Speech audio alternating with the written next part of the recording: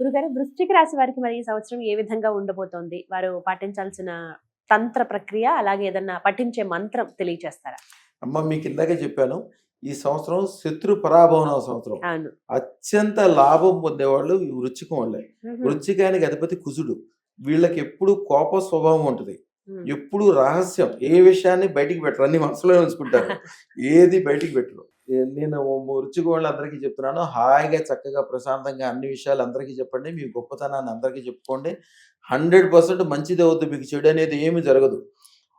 ఇప్పుడు వీళ్ళు ఎప్పుడు పోలీస్ డిపార్ట్మెంట్కి అనుకూలంగా ఉండాలి. ఎప్పుడు పోలీస్ ఆఫీసర్లు వీళ్ళకి స్నేహితులు ఉండాలి, రాజకీయ నాయకులు స్నేహితులు ఉండాలి, పాలిటిక్స్లో వీళ్ళు పాలిటిక్స్కి ఎప్పుడూ లింక్ ఉండాలి. వీళ్ళకి అత్యధికమైన సంపదలు, ముఖ్యంగా ఆ వృశ్చికం వాళ్ళకి భూమి, మట్టి, ఇటుక, సిమెంటు, ప్లాస్టిక్, మందులు, విదేశీయానాలు, అలాగే రియల్ ఎస్టేట్, అత్యధికమైన లాభం పొందేవాళ్ళు వీళ్ళే. చాలా నమ్మకమైన వాళ్ళు, నిజాయితీ పరులు, పట్టుదల, వీళ్ళకున్న పట్టుదల మామూలుది కాదు. ఒక్కసారి మొదలు పెట్టిన తర్వాత అద్భుతాలు సాధిస్తారు. అద్భుతమైన జాతకాలు వీళ్ళు. అదృష్టరత్నం ద్వారా అద్భుతమైన లాభాలు పొందిన వాళ్ళు, 1,00,000 కోట్లు సంపాదించిన వాళ్ళందరూ కూడా దాదాపు 30-40% నా దగ్గర వృశ్చిక రాశి వాళ్ళు. కంపల్సరీ అదృష్టరత్నం పెట్టుకోవాలి. పెట్టుకున్నాక మంత్రం తంత్రం ఇస్తాము, దాని ప్రకారం చేసుకోండి. మరి వృశ్చిక రాశి వారికి ఏమైనా మంత్రం గానీ లేకపోతే తంత్రం ఏదైనా ప్రక్రియ చేయాలా తెలియచేయండి. అద్భుతం అమ్మా. వీళ్ళు ఎప్పుడు ఎక్కువ కొద్దిగా వీలున్నప్పుడల్లా సంవత్సరంలో ప్రతి మహాశివరాత్రికి కొద్దిగా శివాలయానికి వెళ్ళటం చాలా మంచిది. కానీ ఉన్న చోట నుంచి 1,00,00,000 రెట్లు గ్యారంటీగా పెరిగే మంత్రం తంత్రం ఉందమ్మా. వీళ్ళు ఒక ఆరెంజికాయ డిప్పని తీసుకోవాలి. దాంట్లో కొద్దిగా ఆవు నెయ్యితోటి దీపం వెలిగించి 7 రూపాయి బిళ్ళలు దాంట్లో వేయాలి.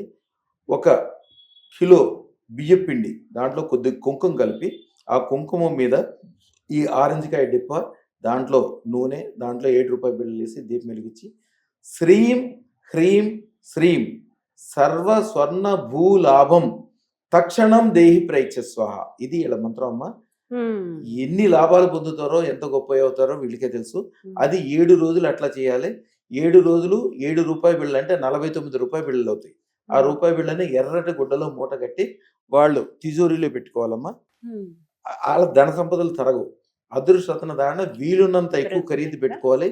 ప్రతిసారి మార్చేవాళ్ళు వీళ్ళే. ప్రతిసారి ఫస్ట్ 1,16,000 పెట్టుకుంటారు, తర్వాత 1,16,00,000 పెట్టుకుంటారు, తర్వాత 16 కోట్లు పెట్టుకుంటారు,